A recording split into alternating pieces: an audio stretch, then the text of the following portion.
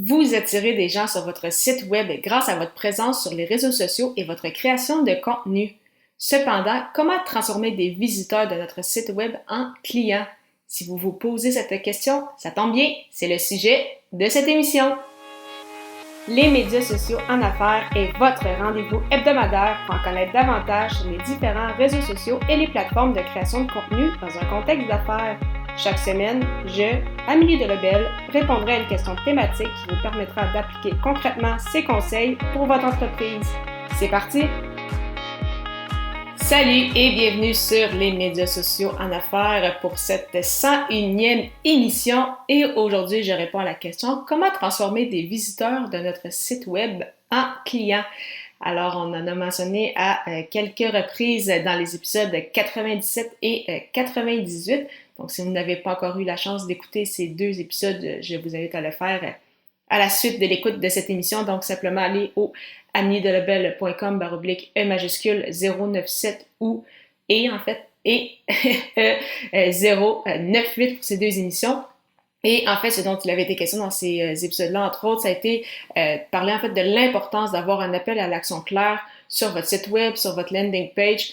Donc, oui, c'est encore un rappel dans cet épisode-ci, mais c'est tellement primordial. Quand les gens arrivent sur votre site web, vous souhaitez qu'ils passent à l'action, que ce soit en téléchargeant un guide, en téléchargeant un outil, en téléchargeant un exercice que vous leur proposez. Vous souhaitez par exemple qu'ils s'abonnent à votre infolette, qu'ils prennent rendez-vous avec vous, qu'ils vous appellent. Donc, peu importe quel est votre objectif, c'est important vraiment que les gens passent à l'action si vous voulez faire en sorte que ces gens-là arrivent dans votre univers et ils restent et non pas juste qu'ils deviennent simplement des lecteurs ou des auditeurs passifs. Vous souhaitez justement qu'ils passent à l'action et donc pour ça, c'est très important d'avoir un appel à l'action clair. Deuxième point important, il faut vous demander en fait pourquoi vous souhaitez cela. Donc, pourquoi vous voulez que les gens justement convertissent sur votre site. Donc, pourquoi je vous pose cette question-là, en fait, c'est parce qu'il y a des gens qui visitent votre site et quittent par la suite une fois qu'ils ont consommé, par exemple, la pièce de contenu dont il a été question à ce moment-là, que vous avez partagé peut-être sur les réseaux sociaux ou qu'ils ont trouvé grâce au moteur de recherche. C'est que vous allez peut-être plus jamais les revoir ou ils vont passer à autre chose.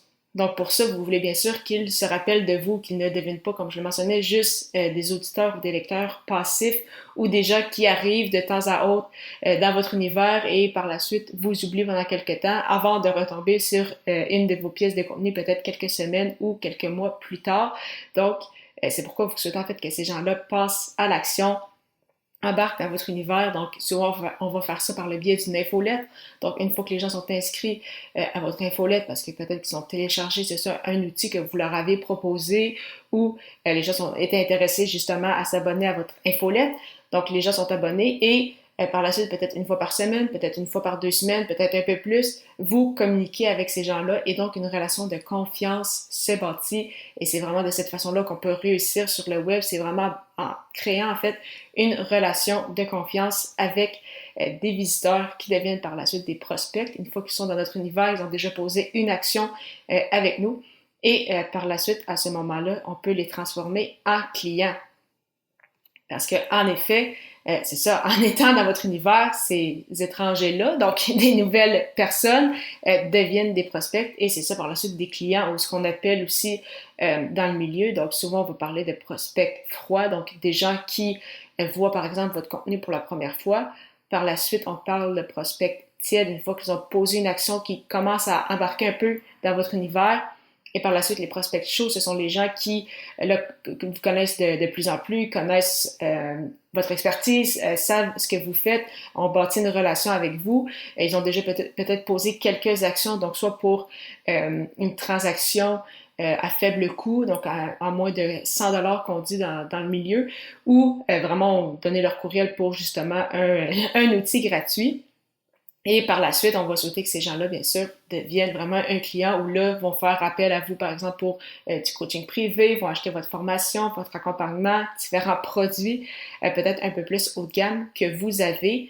Mais c'est ça, pour ça, il faut vraiment bâtir une relation, il faut vraiment leur offrir de la valeur. Donc, dans votre infolette, par exemple, oui, vous pouvez proposer des articles de blog, vous pouvez proposer des épisodes de podcast, différentes ressources, des outils peut-être que vous utilisez également, un peu comme je le fais quand je vous parle, par exemple, de Ocha ou de la formation de l'Académie du podcast. Et également, au sein de l'infolette, vous allez également raconter votre propre histoire. Vous allez parler peut-être de vos beaucoup, mais également de vos moins beaucoup. Qu'est-ce qui se passe peut-être dans votre vie de tous les jours, peut-être un peu les behind the scenes de votre entreprise. Et de cette façon-là, non seulement les gens vont vous voir comme un expert de votre domaine d'expertise, mais également vont connecter avec vous sur le plan humain. Et on sait à quel point que c'est de plus en plus important cet aspect-là parce que il y a tellement de ressources disponibles sur le web qu'au final, les gens vont acheter d'abord et avant tout d'un individu, d'une marque, plutôt que le produit en tant que tel. Donc, c'est pour ça que vous souhaitez vraiment que les gens connectent avec vous, développent une relation pour que ceux-ci se dirigent vers vous plutôt que vos compétiteurs. Donc, c'est ça, c'est vraiment ce qui va vous démarquer. Donc, au final, parce que oui, les gens, s'ils arrivent vers vous, peut-être qu'ils ont en fait, c'est certain qu'ils ont des besoins, ils ont peut-être besoin d'un produit, d'un service, d'un accompagnement, mais au final, c'est ça, c'est qu'ils vont acheter de vous s'ils voient que vous êtes authentique, si vous connectez avec eux. Et par le fait même, ça se peut que des fois, vous allez avoir des gens qui vont être très intéressés par ce que vous faites, mais qui ne passeront peut-être pas à l'action avec vous parce qu'ils ne connectent pas avec vous, vont peut-être connecter avec d'autres personnes. C'est correct aussi, mais vous voulez être là pour les gens justement avec qui vous allez connecter. Donc, vous voulez que les gens passent à l'action. Vous voulez avoir un appel donc à l'action claire. Vous souhaitez offrir de la valeur à vos prospects. Donc, que ce soit entre autres par le biais d'une infolette, vous voulez connecter avec ces gens-là, leur offrir de la valeur. Et par la suite, il y a de bonnes chances que ces visiteurs deviennent des clients. Si vous souhaitez justement être en mesure de convertir vos visiteurs en clients, je vous recommande fortement la compagnie québécoise LeadFox qui a rendu disponible le marketing d'automation aux PME afin d'augmenter leur taux de conversion de leurs actifs sur le web. Obtenez un essai gratuit pour justement profiter de leurs templates, leurs exemples de pop-up, de landing page ou de page d'atterrissage de lead magnet, donc ces fameux aimants à clients-là, et plus encore au amiedelabel.com/leadfox, LEADFOX.